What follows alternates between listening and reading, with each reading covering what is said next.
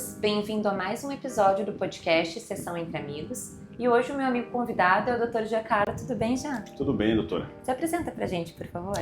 Pessoal, boa tarde. Eu sou o Giancarlo, sou advogado, atuo na área de direito de família, direito criminal, e hoje a gente vai falar principalmente da área do direito de família, né? Principalmente falando das questões familiares ali, das relações entre pais e filhos. Isso. E você sendo desta área do direito de família e eu trabalhando com alguns filhos de pais divorciados, surgiu o questionamento de é possível pais divorciados, filhos felizes? Por isso que nós resolvemos ter esse bate-papo gostoso para poder trazer algumas soluções de vida para as pessoas que estão passando por um divórcio nesse momento. Porque a separação de um casal, muitas vezes, ela é desafiadora, né, doutor? Porém, ela não precisa trazer um sofrimento. Eu gosto muito da frase que a dor é inevitável, no entanto, o sofrimento ele é opcional, porque a vida nos apresenta algumas coisas que a gente não pode mudar.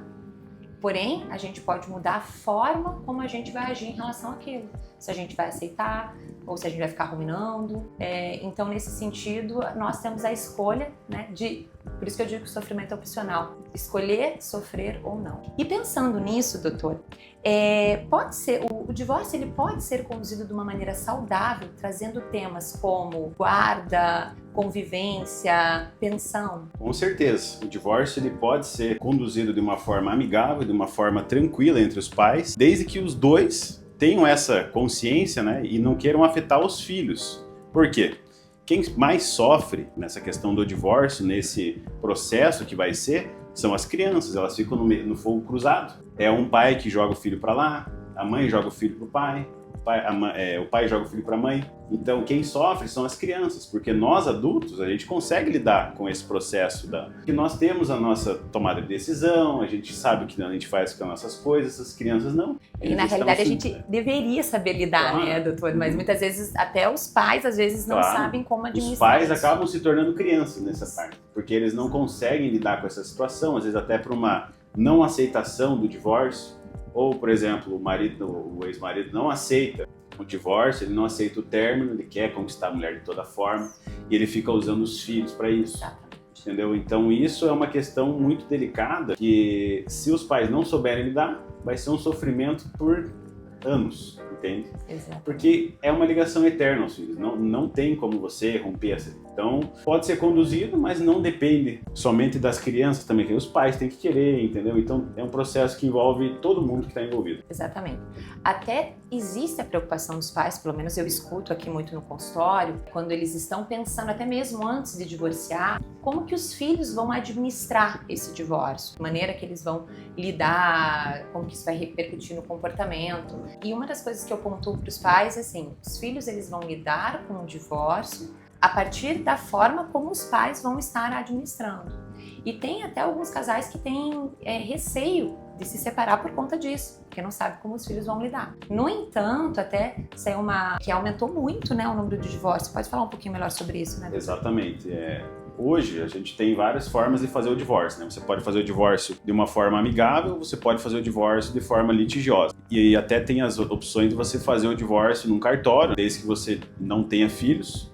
Mas quando você tem filhos, você precisa acionar o judiciário. Então, assim, por exemplo, você tem o teu filho, se você decidiu fazer o divórcio, você tem que informar o judiciário. Por quê? O judiciário vai querer saber como que a criança vai ficar. Se ela vai ficar com você, se ela vai ficar com o pai, como que vai ser as visitas, como que vai ser os alimentos, que é popularmente conhecido como a pensão. Então, o judiciário ele quer saber também como que a criança vai ficar. E ultimamente, nesses anos aí, como você falou, cresceu muito essa demanda do divórcio, porque atualmente os casais, eles não tentam conversar, não tentam se ajustar. E a partir do momento que um não quer mais, já vamos pro divórcio. Entendeu? E como hoje em dia tem essas formas mais práticas, realmente cresceu esse número de divórcio, como você falou. E outra preocupação que os pais trazem para mim também é assim, Vanessa, divorciamos. Então chega aqui, pais já divorciados, como lidar com o emocional da criança? De que forma que a gente pode estar lidando com esse emocional? Então uma das orientações que eu passo, a gente pode estar acolhendo essa criança. De que forma? Conversando, através do diálogo. Eu percebo que muitos pais, quando vão divorciar, eles não falam para a criança o que está acontecendo.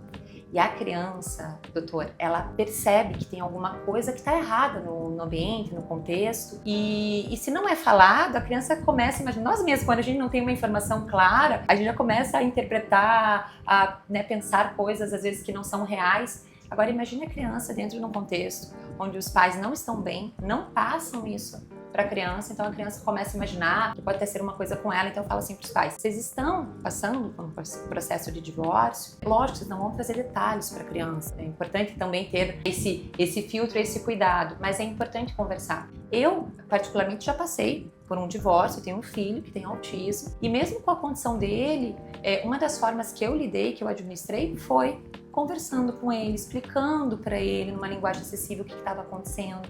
E isso ajudou bastante, que ele lidou super bem. Hoje, 1 ano e meio praticamente divorciados, o Léo tá se desenvolvendo bem tranquilo nesse sentido. E falando nessa questão, né, de divórcios que são feitos com o acolhimento da criança, eu gostaria que você falasse um pouquinho para nós, doutora, a respeito da alienação parental, que tem casos que isso acontece e isso traz um grande prejuízo emocional para a criança. É preciso saber o que é alienação parental, né? Porque assim, alienação parental, o que é? É quando a criança ela é usada como um instrumento para falar mal do outro pai. Por exemplo, a mãe fala: ó, filho, o pai é um pilantra, ele é isso, ele é aquilo. A criança fica numa interlocutora, portando ali a palavra da mãe ou a palavra do pai para falar mal do outro genitor, entendeu? Aí ela usa a criança assim, faz um burburinho na cabeça da criança para ela falar mal do outro, com o intuito de, enfim, de querer prejudicar a outra parte, sabe? Então, a alienação parental, ela é muito grave porque, caso seja verificado no processo que realmente ocorreu a questão da alienação parental, o que pode acarretar? A pessoa que fez isso, no caso a mãe ou o pai, pode vir a perder a guarda, pode perder dias de visita, pode ter a suspensão das visitas. Por exemplo, o pai que tem um direito de ver a criança a cada 15 dias, ele perde esse direito, ele pode vir a tomar uma multa, entendeu? Então é uma questão muito séria, e que é muito errado porque você está usando uma criança de menor, uma criança que nem sabe o que está acontecendo, para prejudicar a outra parte, entende? Então essa questão tem que ser tratada, e inclusive até é interessante falar que em alguns casos é necessário fazer um acompanhamento psicológico, um estudo psicológico com a criança. Uma avaliação. Isso, exatamente, para ela saber, até para a criança dar a opinião dela em relação a: eu prefiro ficar com a minha mãe, o meu pai é assim, a mãe é assim, para a criança ter a voz também, né? Apesar dela não tomar a decisão, a voz dela é ouvida. Sim, entende? isso Então, é muito importante. Claro, isso com é certeza. A alienação parental basicamente é isso. E por isso que é muito importante também, nesses casos, como você apontou, né, nós adultos, mas até mesmo o adulto precisa de um acompanhamento, muitas vezes, por não saber lidar com esse divórcio, porque às vezes ele tá com tanta raiva, né? A gente não sabe exatamente o que aconteceu, pode ser traição, pode ser qualquer outra coisa, ou não querer a separação simplesmente. No entanto, esta raiva que esse adulto fica em relação àquela situação, muitas vezes é projetada. E quem sofre, se tem filhos envolvidos, esses filhos, inevitavelmente, eles vão acabar sofrendo. E por isso que eu até pontuo, assim, uma reflexão importante se fazer, né? O que é mais prejudicial para os filhos? Um divórcio de uma maneira adequada, ou os pais em conflito dentro de casa também? Porque daí a gente entra com vamos dizer assim, uma outra reflexão importante, que às vezes é a violência doméstica, de pais que não se separam e às vezes acabam tendo conflitos. Sim. Então não tem o divórcio, mas eu fico insistindo, e a criança também sofre com esse conflito dos pais. Exatamente. Essa questão do divórcio é uma questão que tem que ser falada, né? Ela tem que ser falada entre os pais, explicar para a criança, né, o que está acontecendo. Porque você ficar escondendo isso, a criança, uma hora, que nem você falou no começo, ela vai saber o que está acontecendo. Ela tem alguma coisa errada. O pai não mora mais aqui? Então, assim, ela vai ficar naquele caminho ali que ela não sabe o que está acontecendo. Os pais fingem que está tudo bem, e de repente... Mas de repente, bum, estourou a bomba. Então, assim, é importante você falar, claro, você vai falar de uma forma que a criança vai entender. Isso. Mas ela tem que ser comunicada. E se você não for falar, pede para uma psicóloga, isso, falar perfeito. com ela. Você falar com ela, entendeu? Então, assim, é importante ser comunicado, porque a pior coisa que tem é você ficar sabendo na hora que já estourou o negócio. Exatamente. Estourou o divórcio. Então, assim, quem que vai sofrer vai ser a criança, entendeu? Então, realmente é importante. Não, e aqui, até a gente do outro lado, que Nós já ouvimos crianças que os pais se divorciaram e não foi comunicado, falado, conversado com eles, principalmente nessa fase da adolescência, principalmente, eles trazem isso, sabe, como uma dor mesmo. Por que os meus pais esconderam isso de mim? Eu não sabia o que estava acontecendo. E daí é mais difícil ainda para eles aceitar esse divórcio, essa separação. Os pais às vezes não gostam de conversar porque eles não querem ver os filhos tristes. Ah, mas é difícil, então eu vou trazer, eles vão ficar tristes. Mas é importante, a tristeza é inevitável também. Realmente, a situação de um divórcio, ela não é uma situação confortável, feliz e alegre. Eu passei por um divórcio, foi triste passar pelo divórcio, mas foi importante eu falar pro Léo o que estava acontecendo, o que eu estava sentindo, o que ele me falou o que ele estava sentindo. Então isso foi muito bacana, então isso é bem importante. A gente poder acolher e poder falar a verdade, não esconder da criança e trazer, né, esse acolhimento no sentido da escuta da emoção mesmo. Até nessa parte que você falou do divórcio, o divórcio é complicado de você lidar, porque, por exemplo, vem um cliente para falar comigo, o cliente, ele sempre é o anjo da situação, né? Ele sempre você fala assim, opa, como que eu vou saber o que está acontecendo? Porque eu falo com o cliente, ele fala uma coisa. Eu falo com a outra parte, é outra coisa. Daí você fica assim, puxa vida, o que está acontecendo aqui, entendeu? Se eu, como advogado, não sei, eu que sou adulto, imagina a criança que está ali no meio. Então, assim, tem coisas que daí a gente começa a escutar e a gente fala, opa, é meu cliente, mas eu sei que ele está errado, entendeu? Eu sei que ele que é o ruim da situação. Então, por isso que é importante a criança saber em relação a isso. Porque se até eu, às vezes, fico num fogo cruzado, então imagina a criança. E como é importante, às vezes, um acompanhamento mesmo, claro, com a criança nesse sentido. Mas agora, doutor, falando um pouquinho dos aspectos legais em relação, né, à guarda compartilhada, divórcio, explica para nós um pouquinho, né, o que diz a lei sobre o que é a guarda compartilhada.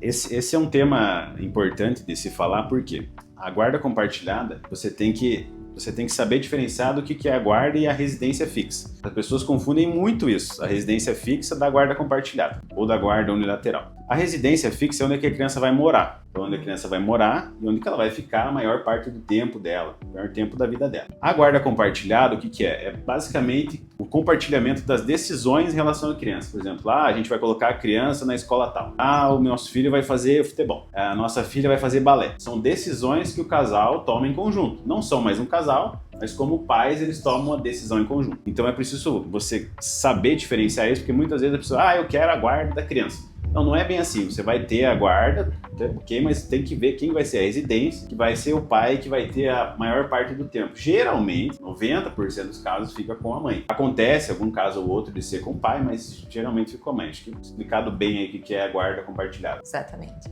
Certo. E a guarda unilateral? Veja, a guarda unilateral, o nome diz tudo, né? Só uma parte que ela vai ter as decisões em relação à criança. A guarda unilateral, ela funciona geralmente quando um dos pais, por exemplo, teve violência doméstica, quando um dos pais é usuário de drogas. Então essas questões fazem que o juiz ele dê essa guarda unilateral para a mãe, ou para o pai, né, no caso, somente ela tome essas decisões, entendeu? Então, assim, é diferente da guarda compartilhada. Com a guarda unilateral, só a parte pode tomar a decisão de matricular a criança, de resolver fazer cursos com ela. Ela assina, é como se só ela assinasse pela criança. E o que acontece quando os pais não cumprem esses combinados em relação então foi decidido guarda compartilhada, mas a guarda não é bem compartilhada, decidem sozinho. O que acontece nesses casos, doutor? Veja, geralmente no processo ali envolvendo divórcio, você vai tratar também em relação às crianças, como que vai ficar os alimentos, como que vão ficar em relação às visitas, né? Que eu não gosto de falar visita, eu gosto de falar convivência, porque visita fica um termo meio, como que eu posso falar a palavra? Fica um termo meio no ar, assim, que não é um filho. O filho você convive, você não visita, exatamente. Não é igual enfim, você... Quando você faz um acordo, quando você estipula um acordo em juízo, aquele acordo, ele tem força judicial, você tem que cumprir o que está lá. Aquilo lá é o mínimo que tem que ser cumprido. Por exemplo, se no acordo está lá, a cada 15 dias o pai tem que pegar a criança no final de semana. Se o pai não cumpre aquilo, a mãe pode entrar com uma ação de cumprimento de sentença. Que é o quê? Para cumprir o que foi acordado. Fala, pai, você tem que cumprir, entendeu? Se você não cumprir, você vai tomar multa, porque a mãe também tem a vida dela, entendeu? Se não fosse, não teria o processo, entendeu? Então, assim, a partir do momento que começa a ficar inviável, por exemplo, a mãe quer ter o final de semana dela. Sim.